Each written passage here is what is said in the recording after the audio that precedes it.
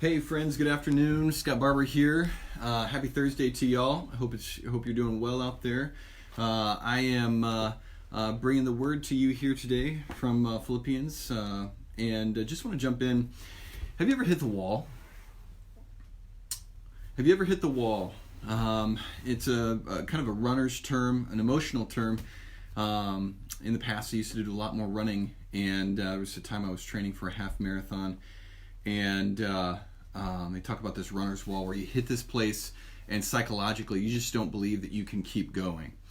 And it's not that you physically can't keep going. It's just mentally, emotionally, you just don't believe that you can keep going for 3 more miles, 5 more miles to reach that 10 more miles or 13 miles in my training experience. Right now I hit the wall when I hit 1 mile. I have been out of shape seriously bad.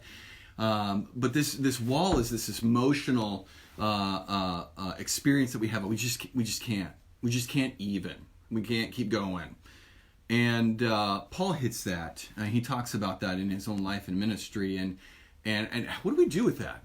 How do we navigate when we're just done, just finished, and we just want to get away? And I know for myself, even in the season that we're in right now, just emotionally, there's just times I'm just done, and I need to get away.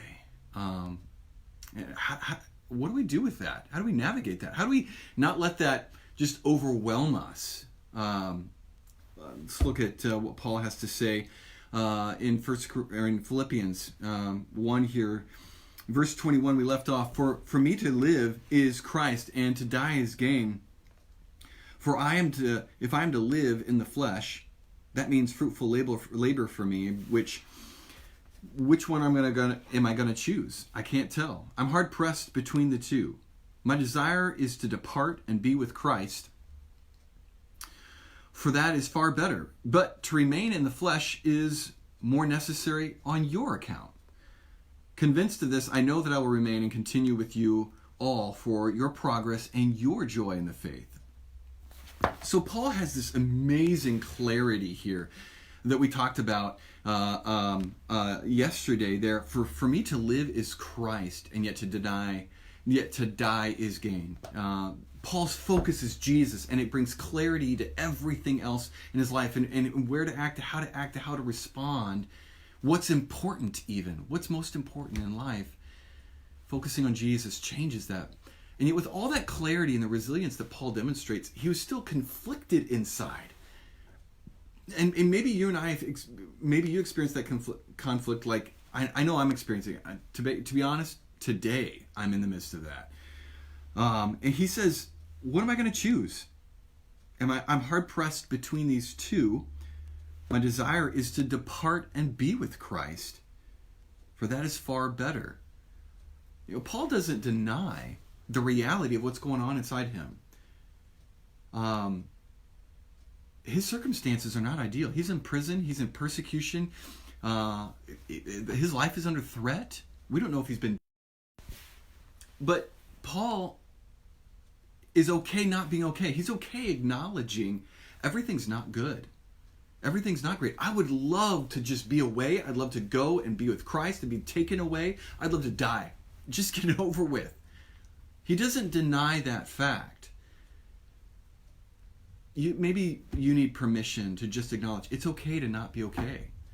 It's okay to not like what's going on in your life. It's okay to feel overwhelmed. It's okay. It's okay to want to escape and want this all to be over and done. Paul's conflict inside him didn't deny what was going on, didn't deny the fact that his circumstances sucked really bad. I think of it in 2 Corinthians, he talks about how life got so bad for him, and he was under so much despair and so much depression that he talks about despairing even of life. And many people think that Paul was even potentially suicidal. He didn't want to continue on. They just couldn't think of how life could continue on. And he just wanted it to be gone. He wanted it to be done. Maybe you can relate with that. He just wanted the pain to be gone. But he came to realize that these things had come in his life. The hell that he was going through was so that he would encounter the God who raises the dead. There was an aspect of God. There was a relationship with God that he could only have when things were darkest, when things were the worst. It's okay to not be okay, friends. Even though Paul has the clarity of vision, to live is Christ, to die is gain. And he has resilience. That resilience doesn't deny the conflict inside him. I want to be apart. I want to leave. I want to go be with Jesus. I want this all to be done. So he doesn't deny that at all. He doesn't stay there. And he acknowledges his desire to depart, his desire to escape and get away. And when he looks at his circumstances through Christ, he realizes he doesn't exist just for himself. His life isn't just about him. He exists for the joy of others. He says, I'm going to remain in the flesh because it's necessary for you. Convinced of this, I know I will remain and continue with you for your progress and your joy. Friends, when we give ourselves permission to not be okay, when we give ourselves permission to engage in the yuck and the suck, and to affirm that, resilience doesn't mean that we deny what we're going through, but that we're honest about it. Let Jesus minister to us. We come to Christ in it.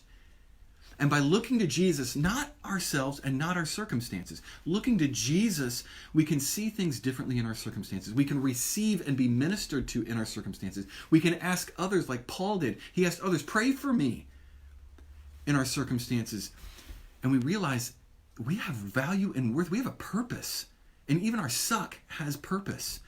Your depression has purpose. Your anxiety has purpose. Your pain has purpose, and you can bring joy to others.